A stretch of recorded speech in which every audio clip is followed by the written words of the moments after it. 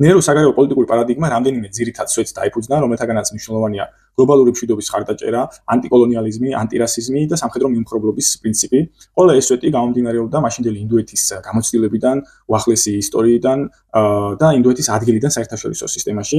მაგალითად, 40-იანი წლების ბოლოს, როგორ მოგეხსენებათ, მეორე მსოფლიო ომი ახალი დასრულებული იყო და ინდოეთს აღარ სურდა მსგავსი გლობალური კატაკლიზმა განმეორებულიყო, ამიტომაც ნერუმ მის საგარეო პოლიტიკურ პრინციპებში ყველაზე დიდი ღირებულება მიანიჭა მშვიდობის დამყარებას მსოფლიოში და მშვიდობის გავრცელებას.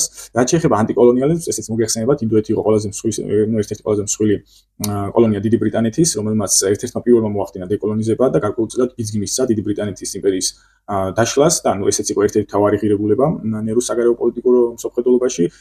იგივე შეიძლება ვთქვათ ანტირასიზმზეც, ინდოეთი იყო რასიზმის მსხვერპლი ქვეყანა, რომელიც რასისტული ხასიათის ჩაგვრას განიცდიდა ათწლეულების განმავლობაში და რაც შეეხება სამხედრო მიუმხრობლობას, ინდოეთი იყო ახალი სახელმწიფო, როგორც მოგეხსენებათ, ახალი დეკოლონიზებული, საკმაოდ სუსტი სახელმწიფო სამხედრო თვალსაზრისით და ახალ დაწყებულ გლობალურ დაპირისპირებაში, რომელსაც მაშინ ეწოდებოდა ცივი ომი, მას აღარ სურდა აი ამ დაპირისპირების მონაწილე ყოფილიყო და ნერუმ, ასე ვთქვათ, გადაწყვიტა, რომ ახალი ინდოეთის მთავარი ამოცანა და მიზანი იყო, რომ მაქსიმალურად თავი აერიდებინა ომისგან და გლობალური კატაკლიზმებისგან. შესაბამისად, შევაჯამოთ ნერუს საგარეო პოლიტიკური ხედვა იყო ეს ვთქვათ, მიმხრობლობა, არანაირი სამხედრო ალიანსები, დამოუკიდებელი საგარეო პოლიტიკა, საკითხზე ორიენტირებული საგარეო პოლიტიკა და იყო მეგობრობა ყველა ერთთან.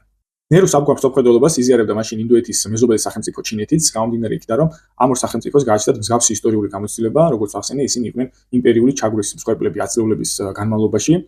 ნერუს ამგვარმა მიდგომამ გამოიწვია ის, რომ 1954 წელს ჩინეთსა და ინდოეთს შორის გაფორმდა ხელშეკრულება ტიბეტთან დაკავშირებით, რომელსაც ეწოდება პანჩელის ხუთი პრინციპი, პანჩელის მშვიდობიანი თანაცხოვრების ხუთი პრინციპი. ამ ხელშეკრულების მიხედვით ჩინეთმა საბოლოოდ დაიკავა ტიბეტის ტერიტორია, თუმცა პირობა დადო, რომ მას ექნებოდა ფართო ავტონომია და ტიბეტში ინდოელებს შეიძლებოდათ პილიგრიმობა. ეს პანჩელის ხელშეკრულება ხუთ ძირითად პრინციპს დაიფუძნა.